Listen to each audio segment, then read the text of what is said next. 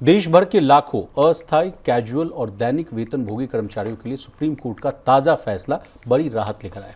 अदालत ने कहा कि अगर किसी कर्मचारी ने लंबे समय तक सरकारी विभाग में लगातार अपनी सेवाएं दी हैं, सर्विसेज दी हैं, तो उसे केवल इस वजह से पेंशन से वंचित नहीं किया जा सकता कि उसकी नौकरी नियमित नहीं हुई थी। सुप्रीम कोर्ट ने इस सवाल पर जो है बड़ा फैसला सुनाते हुए कहा कि पेंशन कोई सरकारी कृपा नहीं बल्कि कर्मचारी का संवैधानिक अधिकार है। अब चूंकि पूरा मामला क्या था पहले वो समझिए। देखिए, बिहार की एक महिला ने अपने दिवंगत पति के लिए पेंशन की लड़ाई लड़ी।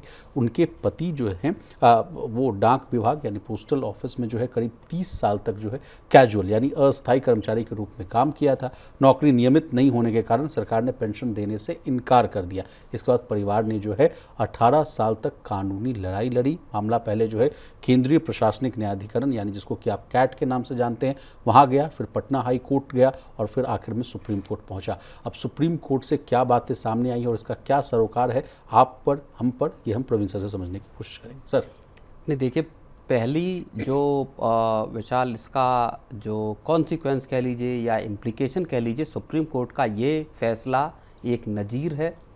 ये उन तमाम लाखों कर्मचारियों के लिए बहुत बड़ी खुशखबरी और राहत की बात है जो सरकारी महकमों में लंबे वक्त से कैजुअल या टेम्परेरी वर्कर के तौर पर काम कर रहे थे और जिनको अपने रिटायरमेंट के बाद के फ्यूचर को लेके एक अनिश्चितता या एक प्रश्न चिन्ह लगा था, जिनको लगता था कि साहब यहाँ से निकलने के बाद उनके पास पेंशन की कोई व्यवस्था नहीं है।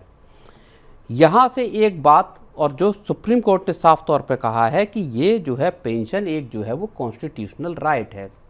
और इससे एक सवाल ये पैदा होता है कि क्या एक व्यक्ति जिसने 30 साल उसी विभाग में काम किया बतौर रेगुलर कर्मचारी और एक व्यक्ति जिसने उसी विभाग में या सरकार के किसी महकमे में बतौर कैजुअल या टेम्परेरी एम्प्लॉय के तौर पर काम किया, एक को आप पेंशन दे रहे हो, एक को आप तमाम भत्ते दे रहे हैं, एक को आप कहते हैं कि साहब आप पुरानी पेंशन या एनपीएस या हर तरह की पेंशन की गारंटी दे रहे हैं, दूसरे को आप पूरे अधिकारों से वंचित कर रहे हैं। उसी विभाग में उसी तरह से सेवा देने वाले किसी भी व्यक्ति को, और सरकार ने इस मामले में अपील की कि साहब इनको नहीं दिया जा सकता, केंद्र सरकार ने, कि हम इनको पोस्ट ऑफिस में काम करने वाले जो व्यक्ति जो कॉन्ट्रैक्चुअल थे उनको सरकार ने मना कर दिया कि हम नहीं देंगे और उसके लिए सुप्रीम कोर्ट तक लड़ाई गई।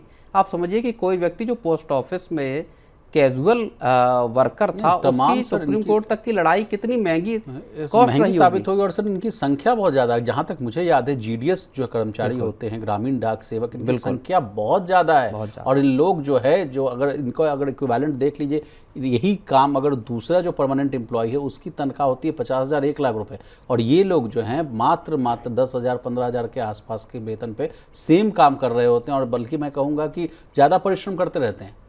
बिल्कुल। तो यहाँ सरकार को ज़रूर इस बात को सोचना चाहिए कि आप किस तरह से समान काम करने वाले दो व्यक्तियों के बीच में इतना बड़ा फ़र्क कर सकते हैं। सीधे तौर पर जो लाखों कर्मचारी इस तरह के जो सरकारी सेवाओं में मौजूद हैं उनके लिए एक बहुत बड़ी खुशखबरी है। सरकार ये मान सकती है, सरकार ने इस बात को कहा भी है कि हमारे खजाने पर इसका बहुत बड़ा असर पड़ेगा।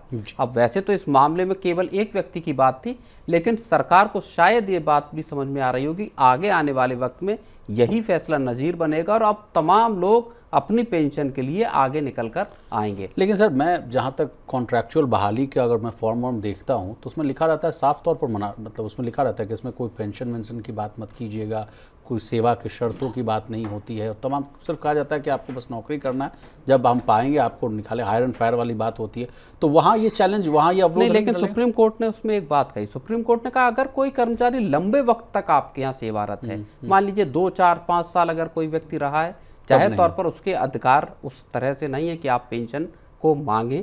सुप्रीम कोर्ट ने भी अपने आदेश में कहा है अगर कोई व्यक्ति 30 वर्ष तक उस विभाग में जिसने काम किया है उसको आप पेंशन से वंचित कर दें, ये कह के कि साहब आप तो टेम्परेरी एम्प्लॉय थे, ये मुझे लगता है कि सुप्रीम कोर्ट ने साफ किया है और ये बड़ी राहत की बात है। चलिए सर, मैं आपसे अगला सवाल ये पूछूंगा कि जिस देश में बेरोजगारी सबसे बड़ी समस्या है, लड़ाई इस मामले की लड़ाई 3 स्तरों पर लड़ी गई। कैट में पहले जो उनकी विधवा थी वो गई, उसके बाद हाई कोर्ट में लड़ना पड़ा, 18 साल लड़ाई लड़नी पड़ी और फिर सुप्रीम कोर्ट में। नहीं सर, मैं आपसे अगला प्रश्न ये पूछूंगा कि जिस देश में बेरोजगारी की समस्या इतनी प्रचुर हो, इतनी एकदम मात्रा में हो, वहाँ सर तमाम लोग जो है, आप खुद कहते हैं कि एक फॉर्म आता है, उसके लिए जो है लाखों की संख्या में लोग आवेदन देते हैं।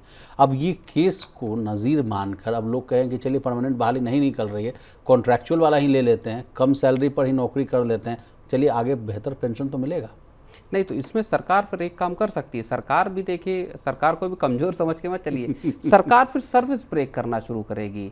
4 साल की सर्विस के बाद आपको 2 महीने का ब्रेक दे दिया, उसके बाद आपको रीअपॉइंट किया, फिर आपको 4-5 साल की सर्विस दी, उसके बाद फिर आपकी सर्विस को ब्रेक किया।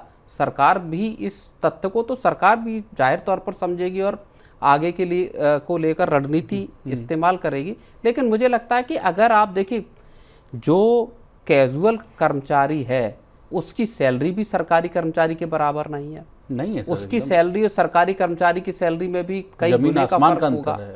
तो आप सैलरी के मोर्चे पे भी नहीं दे रहे, काम आप बराबर करा रहे हैं, ऐसा तो है नहीं कि जिम्मेदारी और कार्य जो है वो कम है।